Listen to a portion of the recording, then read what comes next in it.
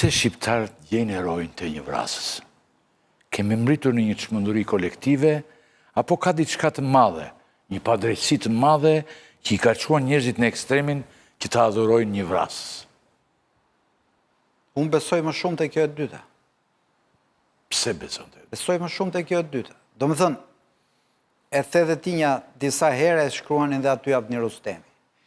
Po të lexosh kujtimet e Ekrem Bej Vlorës, gjysma e Shqipërisë në atë kohë Avni Rustemi i ka thënë kriminal. Apo jo? Po. Pra, gjithë krau antifanoliste e quante një kriminal dhe ka njerëz sot që vazhdojnë ta quajnë ashtu.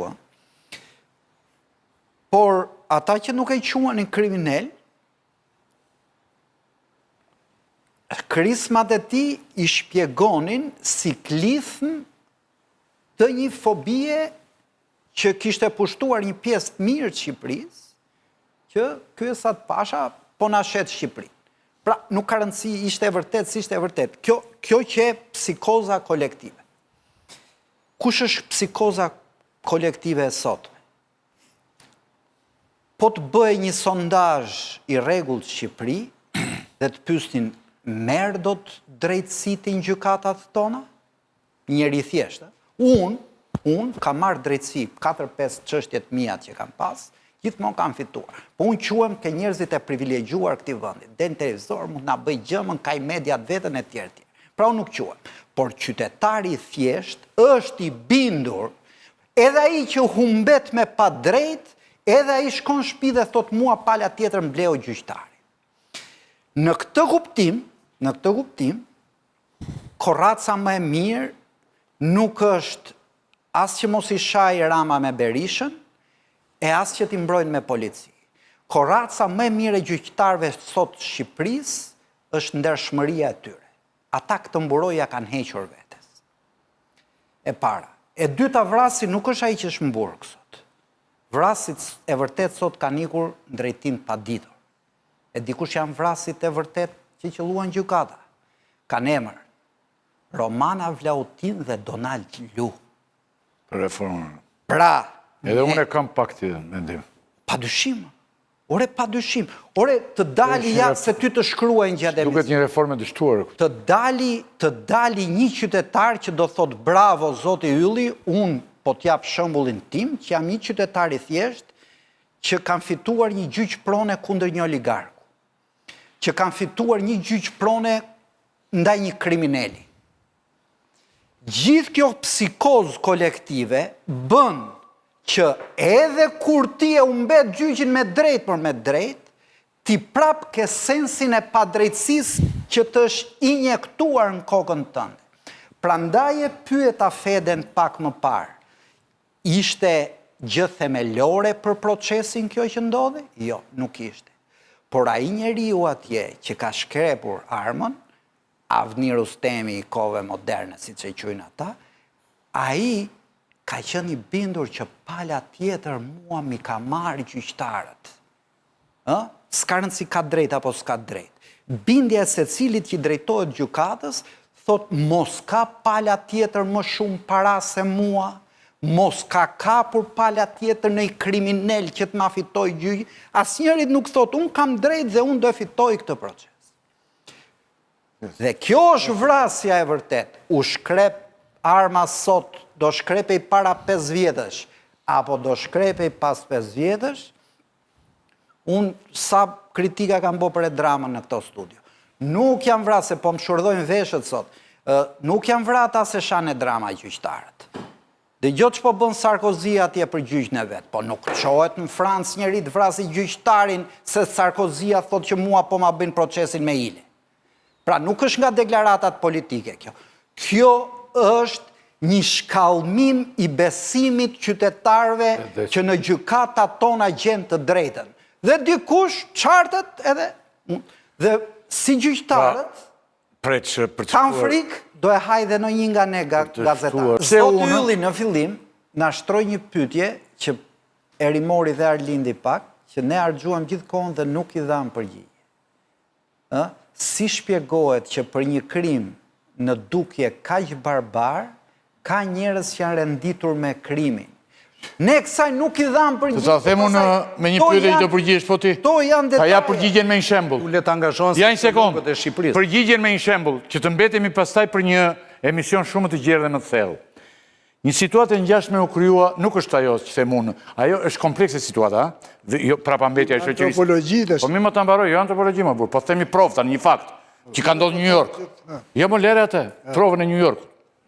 Në New York, pas vrasjes së një CEO të një kompanie sigurime shëndetit, Brian Thompson, u vra aty. Autori u glorifikua masivisht në rrjetet sociale. Njerëzit ndanin mesazhet e dëshpërimit për shkak se nuk arrin të përballojnë shpenzimet shëndetësore, sepse ishin tmerrsisht të mëdha në Shtetet e Bashkuara, siç është gjendja këtu që po përshkruan Bushati tjetri me radhë. Nuk arrin të përballojnë shpenzimet shëndetësore dhe projektuan të vrasin një hero. Në Shtetet e Bashkuara në mënyrë masive projektuan herojin që po projektohet sot tu. Vrasin. Pra kjo që ndodh në Shqipëri nuk është një rast i izoluar i frustrimit ekstrem. Po është problem antropologjik. Prodhon reagime ekstreme, padrejësia e madhe ekstreme, prodhon, këtë që po thot Bushati, prodhon padrejësia e madhe ekstreme, prodhon të gjykatave nuk reagime ekstreme, si që është kjo, që glorifikohet ky tani, është bërë Avni Rustem ky, sepse padrejësia shumë e madhe. Nuk ka reformë preç, po të. Hajde po të gënjejmë veten. Po sepse relativizimi që ju bë sistemit, dëshira për dal nga sistemi të sjell në këto pasoja, se pyetja e vetme që lind është që në Romë në Lasht, në rast se nuk ke një sistem dhe do e lesh popullsinë në vetë gjyqësi. Këta njerëzit që shkruajnë në edhe media ishte në kratë. Si do i zgjidhin problemet që do të kenë komshinë të tyre? Edhe media. Pyetje, se kjo ka thelbësi, sepse ka probleme, mos më trajtoni. Jo, nuk e diskutoj. Jo. Nuk do të japim frym vetë gjyqësisë. Do shkojmë para apo prapa? Këtë pyetje kam. Jemi duke shkuar prapa. Sa më shumë të qiremi, aq më shumë e pengojmë. Unë po pyes, besimi në krahasim me drejtsinë e vjetër të korruptuar, të shkatëruar, është më i madh sot apo para 2013? Më i rënuar. Kjo është pyetja. Më i rënuar. Atëherë, në rast se kjo është më rënuar, reforma s'ka bërë asgjë. Deri vitin e kaluar, deri në zgjedhje kemi Mos merr spakun, të lutem. Është histori suksesi, lëre më një. Çfarë spaku mo? Jo, sondazhet, nuk spaku. Sondazhet, po. Pyetja ka qenë jo vetëm për spakun, ka qenë për drejtsinë e re. Do të thonë ka pas gjithnjë.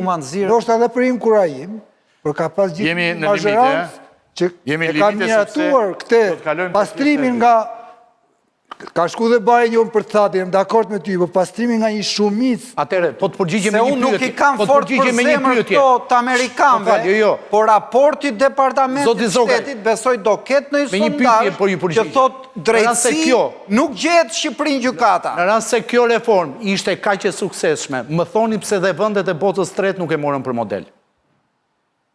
Kaq pyetje thjesht. Jo, po s'ka s'ka marrë.